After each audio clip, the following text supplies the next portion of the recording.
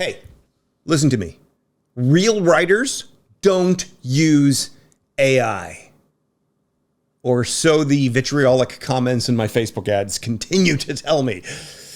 Okay, hello, my creative friend. I want to blow apart this myth once and for all because people who say that are expressing two key things. Number one is ignorance, and number two, I'm afraid, is fear. And while I would love to just sit and mock them for the ignorance part of it, and they're not mock them for the ignorance, but mock them for the fact that they're being very assertive and very self-assured in their ignorance. The fact that it's also based on fear just pulls this deep compassion out of me, and I can't just mock people for that.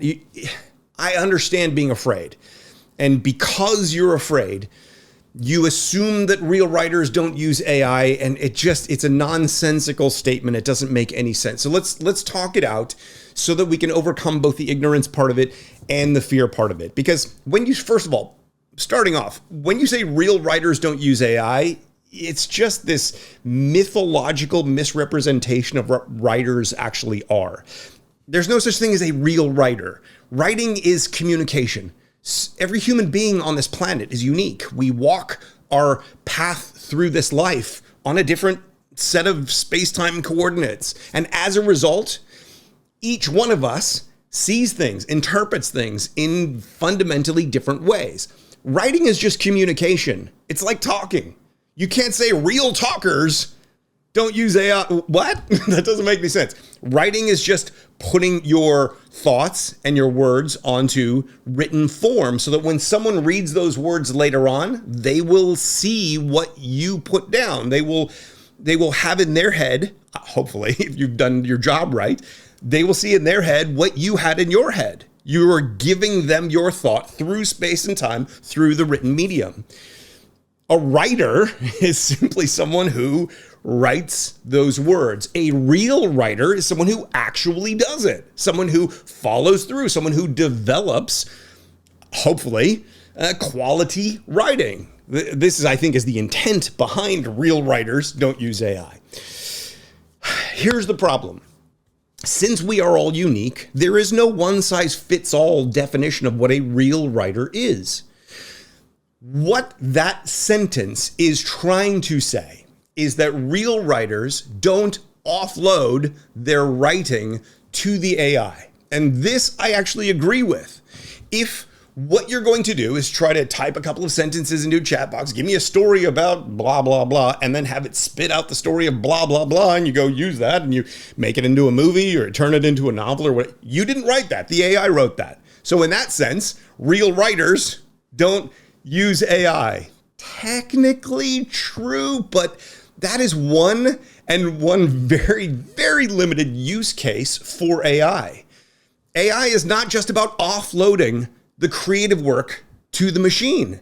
AI can be used in literally probably 1,000 different ways other than offloading to the AI. So to say that a real writer doesn't use AI is assuming that the use of AI is offloading to the AI.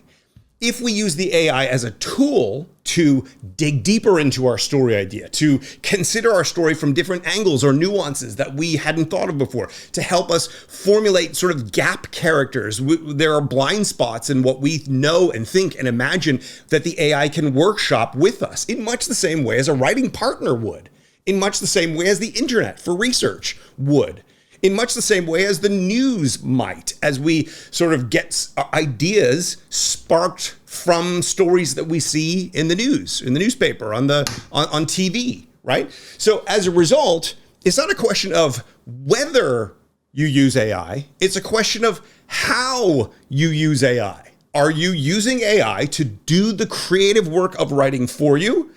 If that's the case, that's not what writers should be doing. But I don't think it's because they shouldn't do it. I think it's because doing that atrophies the very thing that as a writer you want to develop. And so I believe when you hear someone say real writers don't use AI, it's a knee-jerk reaction to that concept to the idea of, if you're going to offload to the machine, you are not developing the thing that you need to develop in order to be a better quality human writer. I agree. But if you reject the tool entirely because that's the only way you imagine that tool could be used, that is ignorance.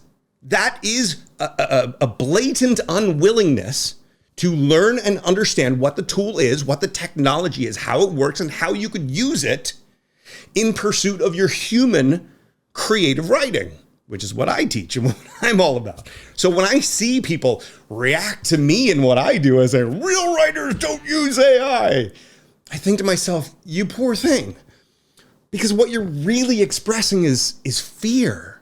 You're afraid of people offloading to the AI. I'm not afraid of people offloading to the AI. If someone wants to go out and type a couple sentences, have spit out a story for them, and they want to go claim that as their own writing, and they're going to be satisfied with that, that's okay by me. That is a person who is blunting their own ability to tell the stories they can uniquely tell.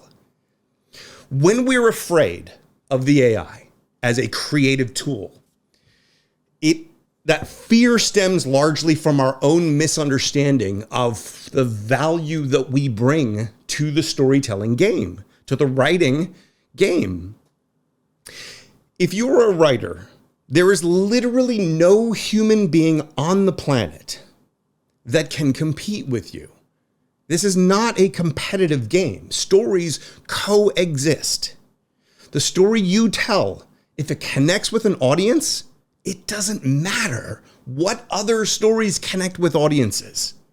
It does not matter. You are not in direct competition with Quentin Tarantino or Aaron Sorkin or Shonda Rhimes, or name your favorite author, contemporary or historical. You have a window on our world that is intrinsically unique. And because of that, your stories, the things that you uniquely see and witness and experience, the imagination that shapes into your head, the stories that come out of it are one of a kind.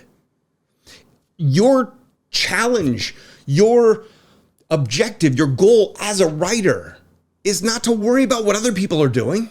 It's to figure out how to capture your imagination, how to turn that, package that into something that an audience would love, that a specific market would be willing to pay for, that people would appreciate and enjoy in the way that you want them to appreciate it and enjoy it. If you want to write popcorn flicks, just mindless entertainment, fun escapism, do it. There's a huge market for that. If you want to create heady think pieces and mind-expanding philosophical diatribes where people are just talking out ideas, there will be an audience for that. There will be people who want that. Tell those stories. Connect with those people. The two, you don't need, if the popcorn film is kind of vacuous and mindless fun entertainment, that doesn't take away the value of the heady think piece, and vice versa. They exist in different ways for different people. There are billions of people on this planet, each walking a unique path, each witnessing things and interpreting those things in unique ways. And because of that, they're all going to value different things. They're going to want different things. They're going to want different stories, different types of stories. Your stories will find an audience if you can capture them, if you can shape that story into something they would want to see. Throw AI into the mix now. Okay, so the AI will create, eventually the AI will, someone wrote in the comments, the AI will be able to figure out your thought patterns and read your reactions and your physiological response. It'll be able to create stories on the fly that you uniquely would want to see. Custom stories for one, basically. Yes, I agree. I've been saying this for 20 years. The reality, however, is that that's what one kind of audience would want. Maybe we would all want that, to dabble in that on some level. But maybe we also want to see a Quentin Tarantino movie. Maybe we also want to see a You movie. All you have to do is figure out how to capture and harness what you have and turn it into something an audience would want to see. If you believe real writers don't use AI, what you are saying is, I don't understand AI, I don't know how to use it, and I'm afraid that if people do use it, it's going to take away the value of me. And the value of me will never be taken away by anyone, ever. For as long as you live, you have intrinsic value because you see the world from a different vantage point. You have different life experiences that brought you to this moment and shaped your imagination and shape your ability to tell stories. Figure out how to connect those stories. Figure out how to provide those stories to the audiences that would want them. That's the game. That's your job. And AI can assist you with that. AI can help you.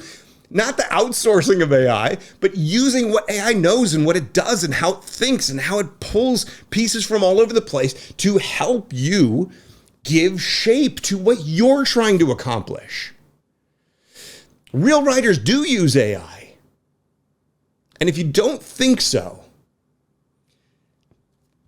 maybe don't say it out loud in public. Because from this day forward, from this video forward, anyone who uses the phrase, real writers don't use AI, we know what that person is now. We know that that is a person who does not understand the technology, is ignorant of it, but more importantly, is afraid of it. Because why do you care if someone else uses AI? Why do you care if someone else outsources to the AI? That doesn't affect you at all.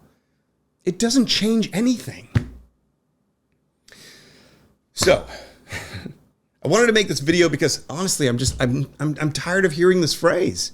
I'm tired of hearing this phrase from people who very confidently think they're right. But the louder they talk, and a lot of them use expletives, they're throwing profanity down on my comment list. Don't use profanity in my comments. Don't use profanity on my ads. All you're doing is showing the world how angry and upset and scared you are. Don't be scared. There's nothing to fear here.